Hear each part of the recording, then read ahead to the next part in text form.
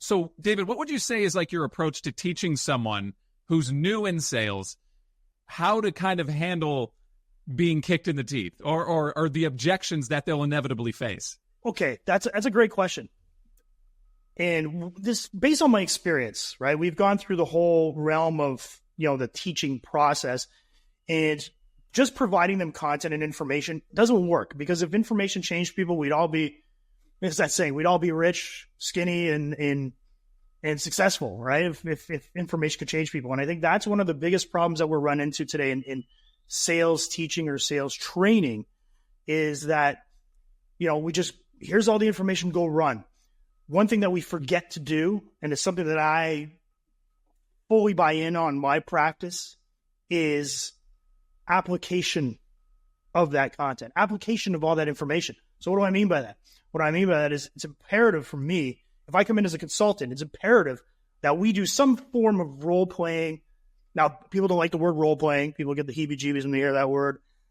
Business simulation, right? How can I make sure that you are comfortable with the information that you've digested to go out in the real world and actually use the stuff and all this beautiful information that is out there today? Because, in my business, so I've been doing this for 24 years. At the beginning of this, it was great because we were bringing information, new information to people that they didn't have access to. That world has changed, because if you want to make a cold call, you want to learn how to make a cold call, fantastic.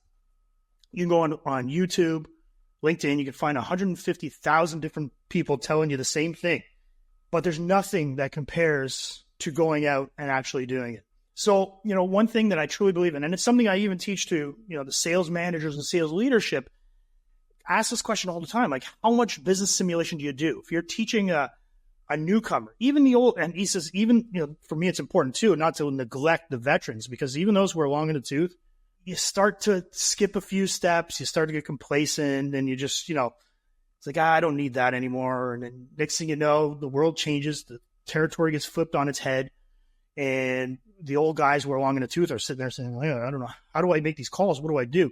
It's important that they're involved in it as well, as far as practicing and repetition. Repetition is the mother of all skill. There's a reason why in football, you repeat and you practice. You have new plays and new schemes. You go out and you over and over and over before you get on the field. Like, the percentage of practice versus real game is exponentially higher on the practice side.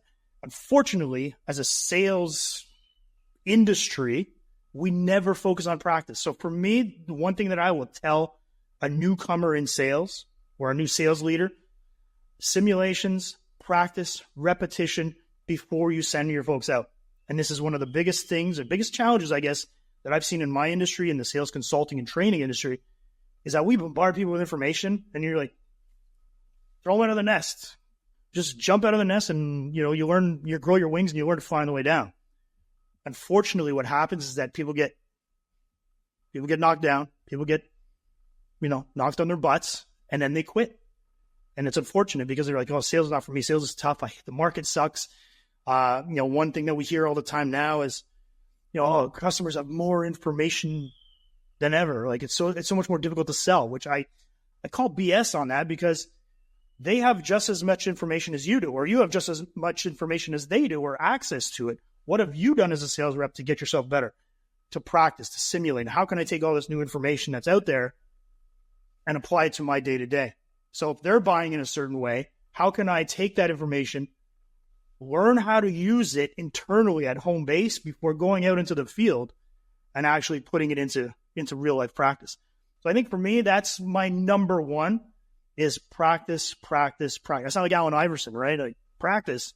We're talking about practice. Thanks for watching the video. If you think that there is anything that we can help you with, don't hesitate to reach out. Email address dsnyder, DSNYDER, @ponolearning.com. Thanks for watching. Look forward to talking to you soon.